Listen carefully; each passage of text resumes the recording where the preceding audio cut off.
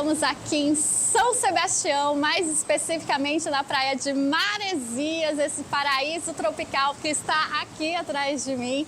Eu estou no espaço Monan Maresias, aqui na Avenida Francisco Lupe, 1325.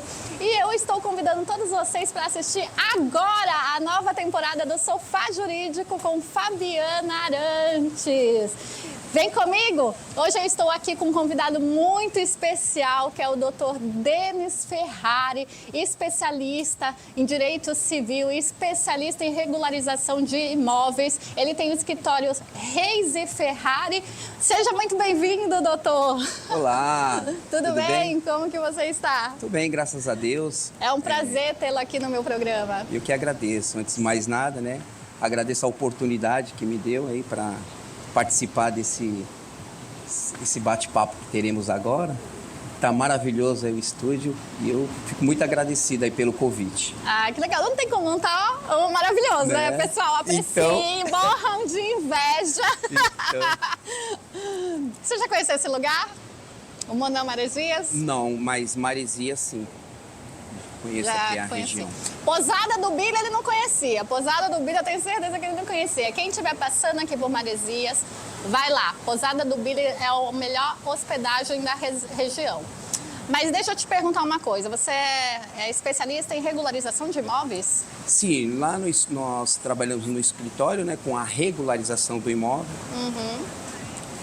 A gente sabe que hoje o Conselho Federal de Registro de Imóveis, ele estima que hoje 50% dos imóveis no Brasil estão irregulares.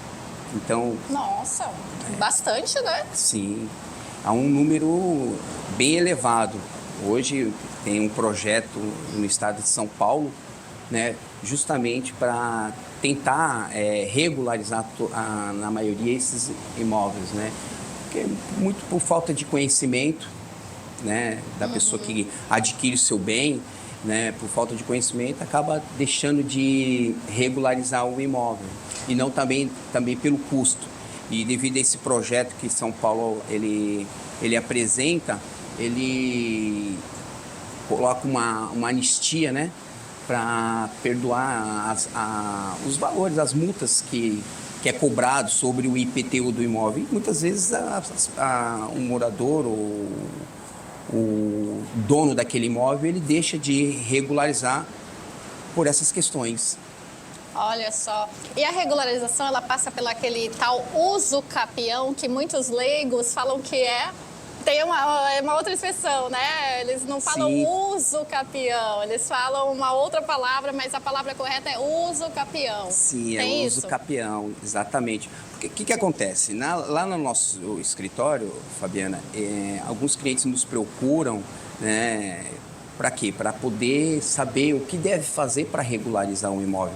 Porque às vezes a pessoa compra um imóvel, quer vender, e às vezes na hora de vender aquele imóvel, o próprio comprador fala: olha, eu não vou comprar porque você não é proprietário.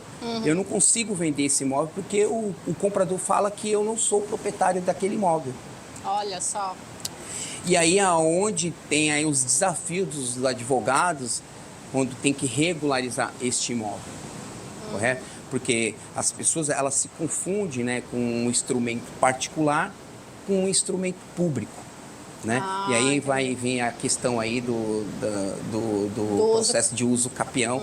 E é uso capião, não é uso campeão, tá, gente? É uso capião. É uso capião. E qual é a diferença do instrumento particular e o instrumento público, né? Qual que é a diferença? Então, a pessoa chega lá no seu escritório, né?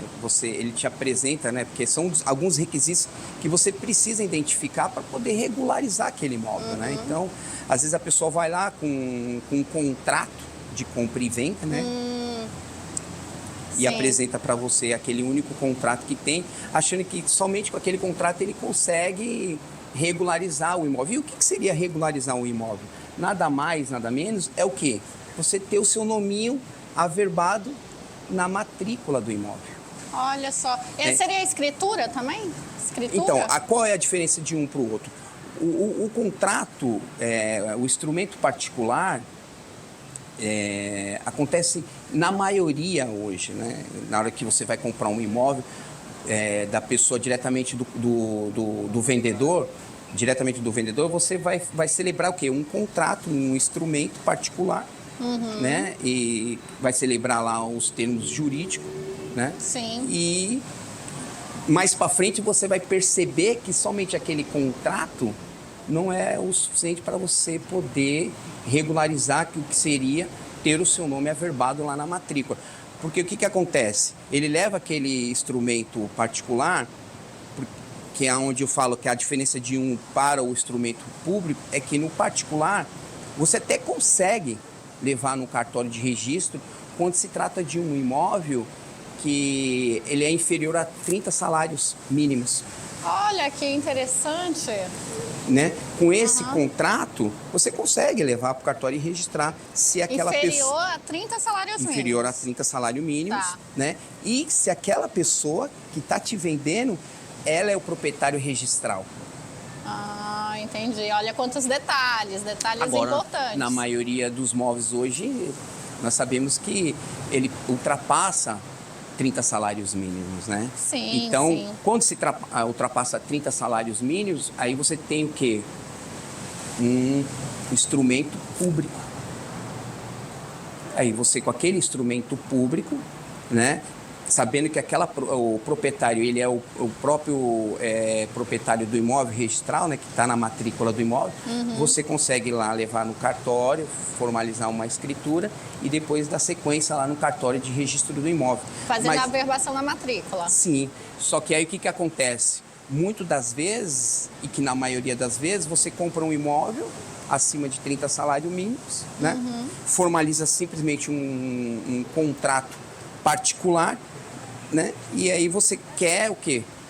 Levar esse imóvel a registro. E aí é onde vem esses obstáculos, né? Por quê? Porque você precisa saber quem é o proprietário de fato, né, daquele imóvel, para poder levar até o cartório, fazer uma escritura pública, né, e depois formalizar, né, lá na matrícula. Então tem que rastrear quem é o proprietário de fato, o anterior, no caso. Exatamente. Se você não souber quem é o anterior, aí já dá aquela complicada. Sim, dá uma complicação. E o que acontece? Muitas vezes você somente com um instrumento particular que foi celebrado, ou com um contrato particular que foi celebrado, né? Com aquele vendedor, que de fato ele não é o proprietário registral, é que aí tem as dificuldades que você vai enfrentar para poder, né, levar a buscar, saber se foi feito naquele imóvel, aquele patrimônio que está a pessoa registrada lá na matrícula, se é uma pessoa que já faleceu, e se foi feito um inventário, né? Se foi feito um inventário, né? E muitas das vezes o que acontece? Às vezes o comprador que procura nós lá no escritório, ele quer saber, doutor, eu comprei esse imóvel, eu estou com a dificuldade de documentação do proprietário, porque eu não consigo localizá-lo, ou o proprietário que me vendeu esse imóvel, ele não quer assinar a escritura pública, né? Então aí é um caso de você entrar com uma adjudicação compulsória. Olha só, interessantíssimo isso. Né? Que a adjudicação compulsória, nada, você tem que entender alguns requisitos estabelecidos por lei. Quais são? Fala para o nosso público, público que está em casa. Você precisa, primeiro, ter o contrato. Tá. Né? Você tem que ter o contrato, que é o contrato de compra e venda. Sim. E segundo, você ter quitado aquela compra. Provar que você comprou aquela. Realmente tem que ter o comprovante. Tem que ter o comprovante. E aí você entra com uma ação na esfera civil de adjudicação compulsória, que nada mais o juiz, ele lá no final, ele vai sentenciar como se fosse a vontade daquele vendedor que fez a venda. E com aquela sentença, você, junto com uma escritura pública, você consegue registrar na matrícula do imóvel. Olha só, gente, muitas dicas aqui, né? E aí você tocou num ponto aí, que eu já vou pegar o gancho, do inventário. Porque você falou que se o imóvel tem realmente, tiver um dono que já faleceu, o dono anterior tiver falecido, isso complica que talvez se não tenha o inventário dessa pessoa que faleceu. É isso? Exatamente. Porque, pegando um gancho, né, o que acontece? E é muito importante, né, que às vezes você entra com uma adjudicação compulsória e aquela pessoa que passou o imóvel, os herdeiros daquele imóvel, né, do espólio, já veio, não formalizou o inventário, né, não juntou a partilha lá naquela matrícula. Então não foi feito o inventário, né? Então o que acontece? Você vai entrar com uma adjudicação compulsória contra quem? Contra o espólio do vendedor. Porque contra o espólio do vendedor. Exatamente. O espólio do vendedor são os herdeiros, é isso? Exato. Não, o espólio, você vai entrar com o espólio do vendedor, que seria, no caso, o falecido. O falecido. Isso, porque não foi realizado o inventário. Então, você vai entrar com uma adjudicação compulsória. E isso você tem que ficar muito atento. Porque, normalmente, às vezes, você vai... O profissional, ele vai... Né, ele entra com a adjudicação compulsória ou ele impugna, né, num inventário, sendo que não há necessidade. Você pode entrar com uma adjudicação compulsória direto com aquele proprietário, se no caso foi o espólio. Agora, se os herdeiros deu início ao inventário e com aquele formal de partilha, ele juntou lá na matrícula, averbou, aí você vai entrar com uma adjudicação compulsória contra os herdeiros. Olha só, interessante isso. Porque são detalhes muito específicos, né? Exatamente. Mas aí acontece muito, o que acontece muito? Você compra um imóvel Sim. da pessoa e essa pessoa, ela comprou de um outro. Nossa. E aí, que comprou de um outro? Exatamente. E aí você vai tentar identificar, você consegue o contrato de compra e venda, mas você não consegue provar que houve a quitação daquele imóvel. E aí o que acontece? Nossa, aí vira uma confusão danada, gente. Aí, quando acontecer isso com você, contrate um advogado especialista, o Dr. Denis Ferrari. Exatamente. E aí entra naquilo que você fez a primeira pergunta lá no início. Qual é o outro caminho que você pode fazer, a não ser a adjudicação compulsória, porque tem que atender esses dois requisitos, né? Sim. É o processo de uso capião.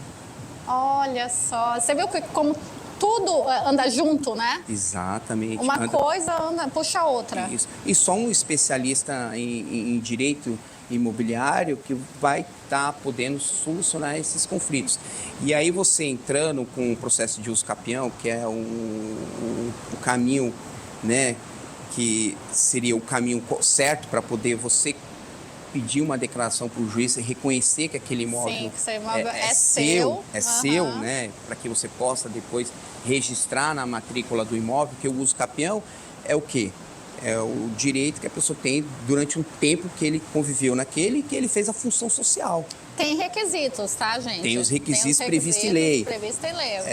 O justo título. Sim, o tempo, né? O tempo, que é o principal, né? E tem tudo isso daí. Então, o que acontece? Tem todos esses percalços, esses conflitos que o advogado vai enfrentar. Então, não é tão simples, né, você regularizar um imóvel. E essa é a grande importância, até mesmo quando eu tratei lá do... Tem muito custo, doutor?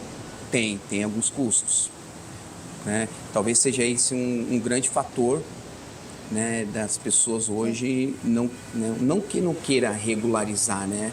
Talvez por falta de conhecimento também por causa do custo, né? Você tem os tributos a serem pagos. Por isso que eu falei do projeto que hoje São Paulo está, que é a anistia, perdoar, né, aquela multa do IPTU, para que as pessoas possam regularizar o seu imóvel. Porque a gente sabe que lá na frente você compra um imóvel hoje, mas você pode sofrer uma dificuldade, né, lá no futuro. Né? Sim, aquela com pessoa certeza. que é dona daquele imóvel venha a falecer, e aí é onde você tem que, às vezes, por falta de conhecimento, você não abre o inventário. É verdade. E também, talvez, por falta de dinheiro, porque o inventário também é caro, né, doutor? Sim, o inventário ele tem um custo, né?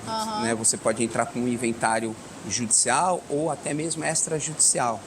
Né? Então tem aqueles custos que você tem que recolher, né, com o ITCMD, né, que é o Imposto de Transmissão, Causa, Morte e Doação. Né? Cada estado tem ali a sua margem, né? São Paulo, se eu não me engano, acho que é 4%, né? Sobre o montante, né? Sobre o montante, o valor venal ou valor de venda? Quando eu falo de um bem imóvel, é sobre o valor, é uma discussão. Né? É uma discussão. É uma discussão, mas hoje a gente recolhe sobre o valor venal do imóvel. Né? Então, o valor venal é aquele que fica no IPTU, tá, gente? Exatamente. Que é diferente do valor de venda, tá? Gente, tem um mosquitinho aqui, ó. Isso aqui dá, viu? Vim para o paraíso, mosquitinhos são parte aqui desse paraíso. Mas como eu estava falando, o valor venal, ele é diferente do valor de venda, porque o valor de venda é aquele valor que geralmente a imobiliária vai lá, né, e faz aquele cálculo, isso, né? Ela faz todo a metragem do seu imóvel, faz um cálculo sobre a metragem, né? O município. E a construção também, né? E a construção também, que você tem que estar sempre, vai construir um espaço, você tem que informar o município, né? Porque vai ter aquela modificação no seu IPTU. Então, parte do valor venal é que se recolhe o ITCMD. Né? Se você vai fazer, na questão do ITCMD está relacionado ao inventário. O ITBI está relacionado à venda do imóvel.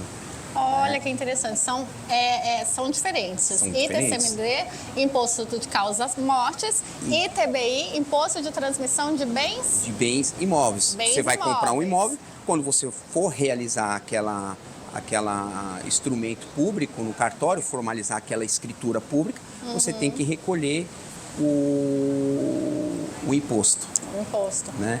Gente, não é mole não. São os impostos aí que, dependendo do valor do patrimônio, do bem, aumenta bem aí, onera bem aí o bolso de vocês. Exato.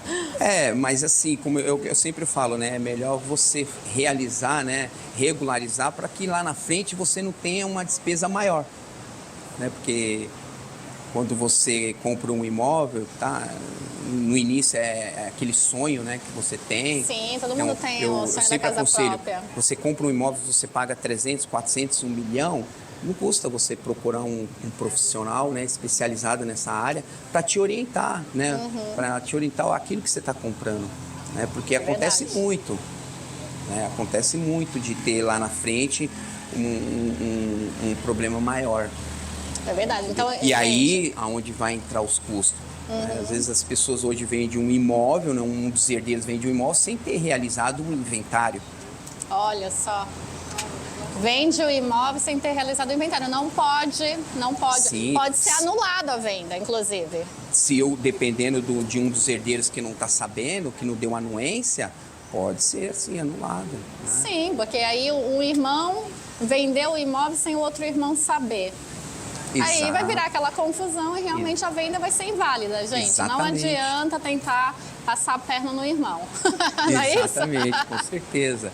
E lá na frente você vai encontrar as dificuldades, não tem jeito. Sim. Né? Porque você compra um imóvel hoje, daqui uns anos ele vai valorizar, de repente você quer vender ele, e quando você for vender, a pessoa que está comprando vai falar, você não é proprietário. Né? Exatamente. Porque o proprietário, como fala, é aquele que tem um nomezinho lá averbado na matrícula do imóvel. E esse, de fato, é o proprietário. Se não tiver o nomezinho, não é dono, gente. Não é proprietário. Isso. Tá? E aí você tem que fazer o quê? Todo aquele trâmite de inventário, né? Abrir o inventário, um dos herdeiros. Né? Exatamente. Que é aquele, tanto judicial como extrajudicial. Gente, então assim, regularização de imóveis é importantíssimo. E o testamento, ele muda alguma coisa? O testamento muda. Muda. Tanto que quando você abre... Vamos só abrir um parênteses aqui para falar para o pessoal o que é testamento, porque tem gente que não sabe. Então, o testamento, Fabiana, na realidade, quando você abre o inventário, um dos requisitos é você apresentar uma certidão de testamento, para saber se o falecido deixou algum bem para algum dos herdeiros. E aí vai mudar o quê? Na divisão. Aquela divisão dos bens que o falecido deixou vai modificar. Porque, na realidade, o que seria a divisão? É dividir em partes iguais aos herdeiros, né? Sim. O patrimônio que o falecido deixou. Então, quando eles deixam um testamento, aí modifica, né? Muda tudo. Muda tudo. Muda tudo. Muda tudo. É, porque aquela pessoa que faleceu, ela teve ali, antes de falecer, ela deixou, como que eu posso dizer? Ela deixou programado, né, uma parte da herança para quem que ela queria que fosse. Exatamente, que não pode ser 100%, né? Ó, importante, não pode ser 100%. Ela pode deixar 30%, 20%, né, para uma pessoa. E não só pode ser a família, o herdeiro, né, os herdeiros necessários. Pode ser um herdeiro colateral. E o que seria um herdeiro colateral? Os herdeiros colaterais são aqueles que fazem parte, que estão na relação, né, do artigo 1821, que estabelece a vocação dos herdeiros, né? Nós temos os herdeiros necessários, né, que são os descendentes, os ascendentes e os colaterais, que são os irmãos, os tios, os sobrinhos, né, seguindo sempre aquela relação. Primeiro os ascendentes, né, depois primeiro os descendentes, os ascendentes, depois os colaterais. E ela pode deixar por uma pessoa totalmente aleatória, tipo assim, a empregada? Pode. Olha só. Ele pode deixar para qualquer pessoa. O bem é dele, né? Ele pode fazer o que ele dispor do jeito que ele quiser. Sim. O que ele não pode ultrapassar a margem, né, do patrimônio dele, porque ele tem que deixar uma parte para os herdeiros. Olha só. Vocês estão vendo aí a virada de chave, né, gente? Isso aqui, você sabe que isso daqui tem muitos jovens advogados que não sabem por onde começar e querem atuar na área de inventário, de regulação de imóveis. Então aqui está dando uma aula, doutor, uma aula. Me fala uma coisa, qualquer um pode abrir o inventário? Quem que pode abrir o inventário?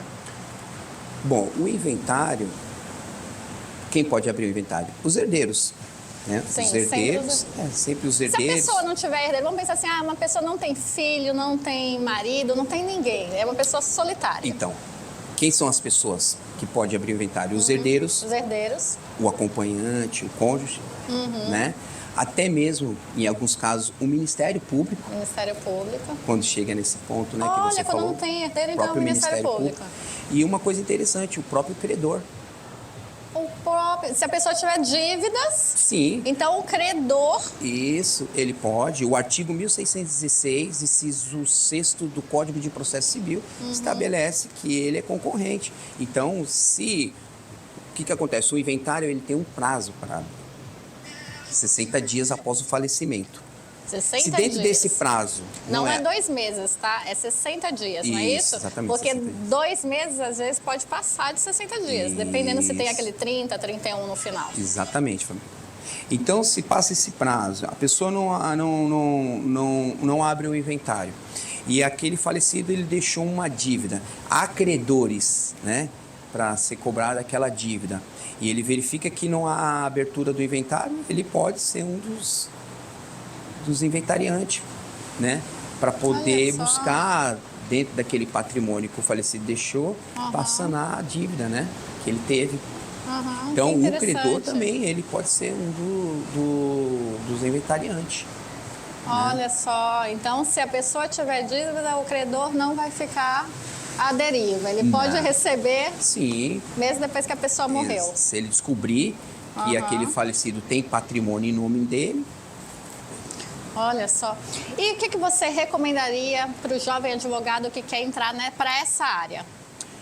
Bom, estudar, né? É o principal, né, gente? É o principal, né? Fazer pesquisa, buscar informações. É uma área que é vantajosa, né? E uma área legal de se atuar, né? É bem complexo o inventário. A gente sabe que é muito complexo. É um processo complexo, ainda mais quando tem muitos herdeiros, né? Porque aí complica mais. Exatamente. Se tiver muitos bens e muitos herdeiros, aí, gente, você vai ter que desenhar literalmente. Exato, fazer um cronograma. Então, o meu conselho é esse, é estudar, né, se aprimorar, se especializar nessa área, que é uma área muito legal e rentável, né? Aham. Porque... Rentável, é rentável. Porque não é um trabalho simples, né? Então, é um trabalho bem complexo. Sim, É um trabalho... que dá trabalho, é um trabalho que dá... Que dá trabalho. Porque você tem dois caminhos, né? Do Sim. inventário extrajudicial, Que é feito no cartório, que é isso? feito no cartório, Aham. quando os herdeiros são capazes, né? E quando não tem nenhum tipo de conflito entre os herdeiros, você vai fazer o extrajudicial, até por uma questão de ser um pouco mais rápido, né? Sim. De finalizar. E você tem o caminho judicial, né? Quando há menor, porque tem a intervenção do Ministério Público, Olha só, né? se tiver menor. E há algum conflito entre os herdeiros, então, e o processo judicial leva muito mais tempo, né? Às vezes chega a levar 1 ano, 2 anos, tudo depende da complexidade do processo, como que vai estar andando o processo. Ah, né? entendi.